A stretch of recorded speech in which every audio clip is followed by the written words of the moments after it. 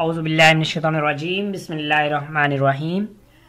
This is Mohammad Yunus Kaisrani and you are watching Ilmi preacher YouTube channel. आज की video में हम एनएमडी कैट 2022 की जो सिलेबस है उसमें स्पेशली इंग्लिश का जो पोर्शन है उसको हम डिस्कस करेंगे। विद दैट जो एक्स्ट्रा चीज़ें होंगी वो हम आपसे मतलब यहाँ पे शेयर करेंगे, ठीक है। एंड लास्ट में कुछ टिप्स एंड ट्रिक्स वगैरह भी होंगी और प्रेपरेशन के हवाले से भी कुछ अनाउंसमेंट्स हैं, तो वो भी ज़रूर मतलब सुन लीजिएगा, ठीक है। बहुत ज़्यादा हेल्पफुल हैं आपके लिए। कोई इसमें ये नहीं है कि आपको कोई चार्जेस वगैरह हैं, मतलब आपने कोई पेमेंट वगैरह करनी है, फ्री ऑफ कॉस्ट आपको यहाँ पे जितना डाटा होता है प्रोवाइड किया जाता है, ठीक है। बाकी मैंने इससे पहले इंग्लिश बायोलॉजी का अपलोड कर दिया है, ये इंग्लिश का, इसके बाद बाकी दो भी अपलोड कर दूंगा। So you can check all the series. और ये लेक्चर नंबर 4 है। मैं इसमें लेक्चर 1 जो है बायोलॉजी का अपलोड कर चुका हूँ, लेक्चर 2 एंड 3 पेंडिंग है, जबकि लेक्चर 4 मैं अपलोड कर रहा हूँ, ठीक है। हो सकता है मैं लेक्चर 2 और 3 पहले करूँ फिर लास्ट में 4 को करूँ, तो जस्ट वैसे आपको यहाँ पे एक्सप्लेन कर रहा हूँ, ठीक है। तो चलते हैं अपने सिलेबस की तरफ। मेरे पास पीएमसी का सिलेबस ओपन है, मैं ज़रा उसको कर लेता हूँ ओपन। सो यहाँ पे हमारे पास सिलेबस है, इसमें स्टार्ट में कुछ चीज़ें लिखी है, हम इनको नहीं पढ़ते। हमारे पास जो है ये भी इन्होंने कोई एक ऑब्जेक्टिव्स, एक एलिजिबिलिटी या क्राइटेरिया एक वो किया, वो उसको भी हम नहीं देखते। जो मेन चीज़ है वो अब देखिए, पहले मैं आपको यही करूँगा कि जो बुक में मतलब यहाँ पे जो लिखा हुआ है पहले तो आपको यही बताऊँगा, फिर आगे इसको लास्ट में समरी बताऊँगा कि भाई ये कहना क्या चाहते हैं। देखिए यहाँ पे उन्होंने बुक मार्क, बेंच मार्क दिया हुआ है, content, objective, each and everything. हमें उससे कोई काम नहीं। उस पहले सबसे पहले हमारे पास क्या चीज़ आती है, दैट इज़ कंप्रीहेंड वोकैबुलरी। यानी आपको आपकी वोकैबुलरी बहुत अच्छी होनी चाहिए। वो वोकैबुलरी में आपसे मीनिंग पूछ सकते हैं, ठीक है। कोई वर्ड देंगे उसका मीनिंग पूछेंगे, कोई वर्ड देंगे उसका सिनोनियम पूछेंगे, एंटोनियम पूछेंगे। तो यानी एक सिनोनियम, एंटोनियम, वोकैबुलरी 3 चीज़ें एक में अंदर आ जाती हैं। अगर इसमें हम देखें कंटेक्चुअल क्लूज, ठीक है, बैकग्राउंड और प्रियर नॉलेज, यानी जो आपने फर्स्ट ईयर सेकंड ईयर में जितनी इन्फॉर्मेशन आपको होनी चाहिए वो सारी आपने यहाँ पे बतानी है, ठीक है। तो मूविंग नेक्स्ट, इसमें हम अगर आगे मूव करें देन वी सी देयर कि जो नेक्स्ट हमारे पास सेकंड चीज़ है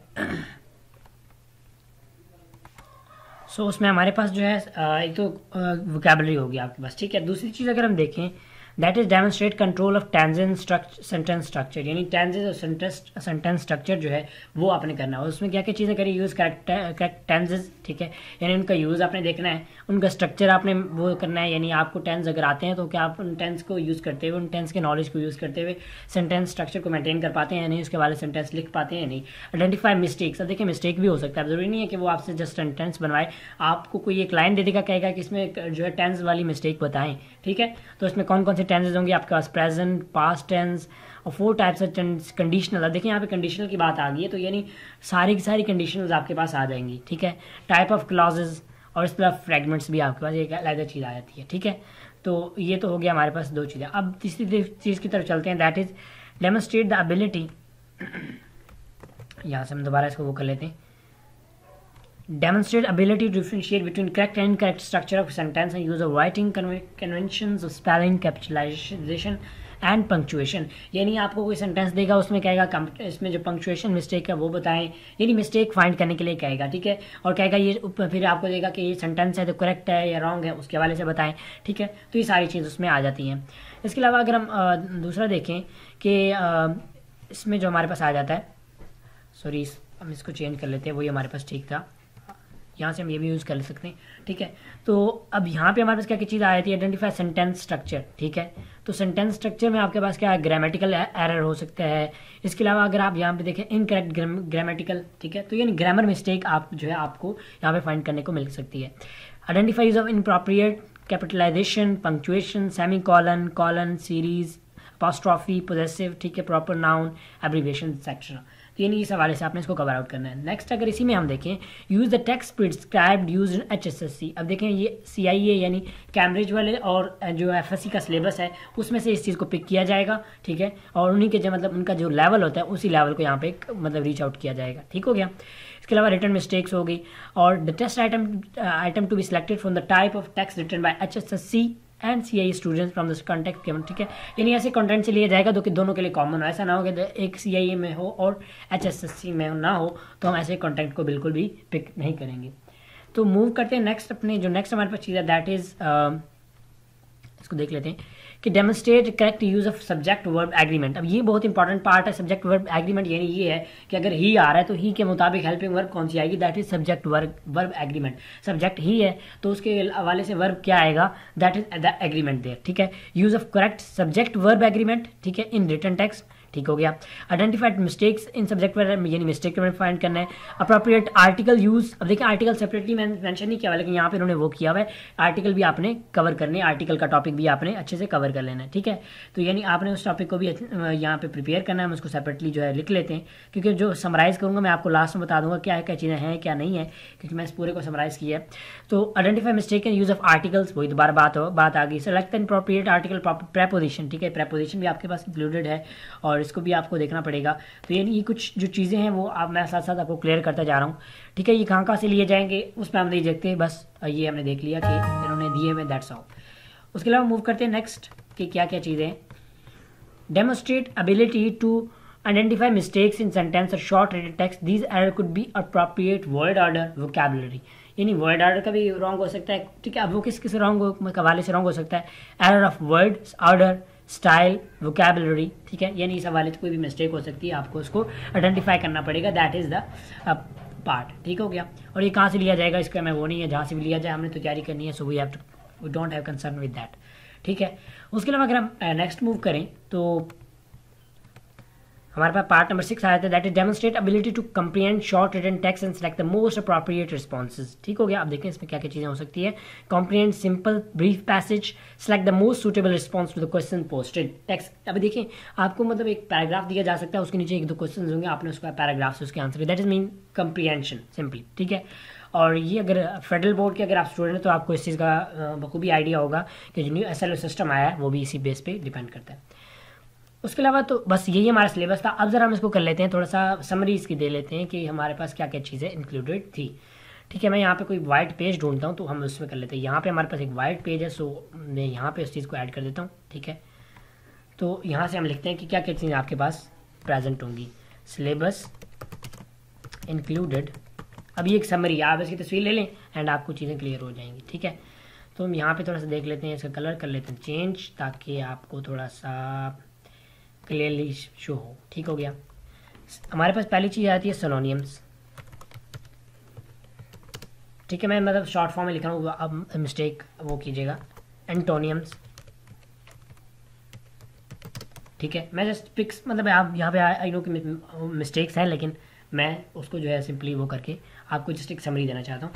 नेक्स्ट आपके पास होमोफोन। अब होमोफोन को कुछ लोगों को आइडिया नहीं होगा होमोफोन्स क्या होते हैं, तो होमोफोन्स ये चीज़ें होती हैं, देखिए कुछ ऐसे वर्ड ऐसे होते हैं, आवाज़ एक जैसी होती है, मीनिंग चेंज होता है। लाइक एक्सेप्ट, एक होता है यानी विदाउट, और एक होता है एक्सेप्टेड, ठीक है। तो यानी इस तरह करके वर्ड सेम है, उसका मीनिंग चेंज है।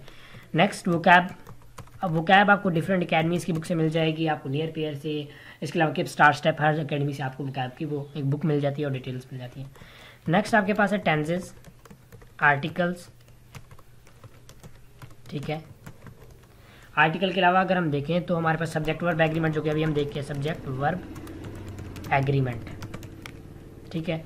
और नेक्स्ट मूव करें तो हमारे पास होता है नाउन, यानी पार्ट ऑफ स्पीच, सारे all of part of speech, parts of speech, क्योंकि आपने कोई सेंटेंस भी देखना है तो उसमें कोई भी आपने अगर वर्ब सब्जेक्ट एग्रीमेंट वो चीज़ करनी है तो उसके लिए पार्ट ऑफ जो स्पीच है वो कंपल्सरी। अब इसमें जो मेन इंपॉर्टेंट पार्ट है दैट इज़, मैं यहाँ पे इसको कलर चेंज करके लिख लेता हूँ, दैट इज़ वर्ब देयर, ठीक है। एक वर्ब ऐसा है वो है, हम इसको दोबारा वो कर लेते हैं, यहाँ इसको हम हाईलाइट कर लेते हैं, तो ठीक है, ये हम थोड़ा सा हाईलाइट कर लेते हैं ताकि हमारे पास क्लियर हो जाए, अदरवाइज़ क्योंकि यहाँ पे दोबारा यहाँ इसमें कर लेते हैं, लिख लेते हैं। तो इसको आई थिंक हम दूसरा टेक्स्ट लिखना पड़ेगा, चलें इट्स ओके, हम दोबारा एक और लिख लेते हैं। इसी के साथ यहाँ पे अगर हम करें टेक्स्ट कलर नो, या यहाँ पे दोबारा कर लेते हैं, टेक्स्ट लिख लेते हैं। वर्ब को मैंने तो थोड़ा सा जो कलर चेंज करके लिख दिया, होप सो कि आपको क्लियर हो रहा होगा, लेकिन अगर नहीं हो रहा तो let me know. Word lines, ठीक है, वर्ड लाइनस, सॉरी वर्डीनेस हो जाता है, वर्ड लाइनस नहीं वर्डीनेस, ये आपके पास है। एंड देन पैरेललिज्म, ठीक है, एंड विद दैट पंक्चुएशन, ठीक है। कुछ चीज़ें आई नो कि यहाँ पे न्यू है तो वो हम जैसे इसके लेक्चर्स वगैरह लेते जाएंगे तो वो हम कवर करते जाएंगे, ठीक है। उसके अलावा अगर हम नेक्स्ट देखें दैट इज सेंटेंस करेक्शन।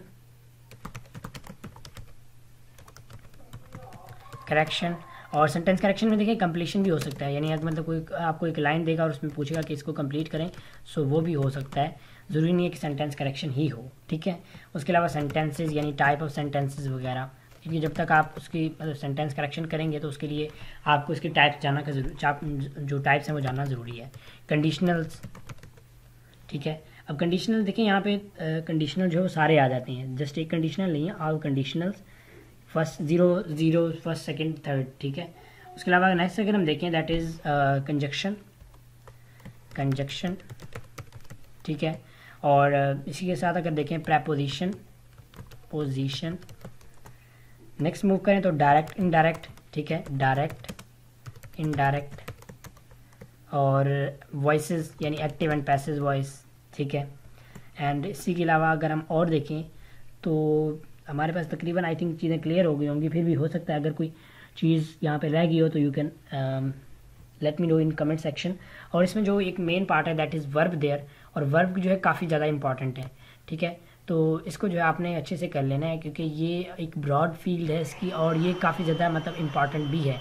सो उस हवाले से अगर हम इसको देखें तो ये हमारे पास इसका काफ़ी छोटा सिलेबस है और ये बहुत ही इजीली प्रिपेयर होने वाला टॉपिक है। इसको आप अच्छे से प्रिपेयर करें, ठीक है। Best of luck. इसकी आप पिक भी ले लें ताकि आपको चीज़ें क्लियर हो जाएं कि कौन कौन सी हमें चीज़ें पढ़नी है। और वर्ब वाला पोर्शन बहुत ही अच्छे तरीके से कीजिएगा, चाहे वो वर्ब सब्जेक्ट वर्ब एग्रीमेंट में आए, वर्ब कहीं भी यूज़ हो, यानी कहीं भी वर्ब की बात हो रही है तो आपने उसको अच्छे से कवर कर लेना है, ठीक है। सो उम्मीद करता हूँ आपको ये चीज़ क्लियर हो गई होगी और ये सिलेबस भी आपको फुली क्लियर हो गया होगा। इसके वजह से आपका कोई भी क्वेश्चन हो तो आप कमेंट सेक्शन में पूछ सकते हैं, ठीक है। बाकी मैंने बायो का अपलोड कर दिया है, ये इंग्लिश का है, बाकी फिजिक्स एंड केमिस्ट्री का भी मैं अपलोड करता हूँ। जो एक्स्ट्रा टॉपिक्स वगैरह हैं जो हमें ज़ाहिरी तौर पे तो नहीं लग रहे होते वो भी यहाँ पे एडेड होते हैं। देखिए अगर हम इन सब टॉपिक्स में देखें या इस ब्रांच में बॉक्स में देखें जो उन्होंने पीएमसी ने प्रोवाइड किया हुआ है, ये वाला बॉक्स जो है इसमें कोई इतनी चीज़ें मतलब यानी अगर इस लाइन में देखते तो हमें चीज़ें क्लियर नहीं थी, लेकिन जब हमने इसको थॉरली डिस्कस किया तो इससे हमें चीज़ें क्लियर हो गई होंगी कि क्लियर हो गई हैं कि कंडीशनल आ रहे हैं, आर्टिकल आ रहे हैं, tense structure each and everything. तो ये चीज़ें आपको मतलब तभी क्लियर होंगी जब आप इसकी डिटेल व्यू लेते हैं, ठीक है। एंड बाकी मिलते हैं नेक्स्ट वीडियो में, बाकी हम जो सिलेबस होगा वो कवर करके इंशाल्लाह नेक्स्ट वीडियो में आपसे मुलाकात करते हैं। Thank you so much for being at the end of the video. और इसके अलावा टिप्स ये है कि हम इंशाल्लाह एमडी कैट की तैयारी स्टार्ट करेंगे और ये जो लेक्चर्स हैं हम ये इंशाल्लाह स्टार्ट करेंगे इंग्लिश के स्पेशली ना, बाकी सब्जेक्ट भी करेंगे, इंग्लिश भी करेंगे। So stay tune, thank you so much for watching video. इंशाल्लाह मिलते हैं नेक्स्ट वीडियो में, तब तक के लिए अल्लाह हाफिज़।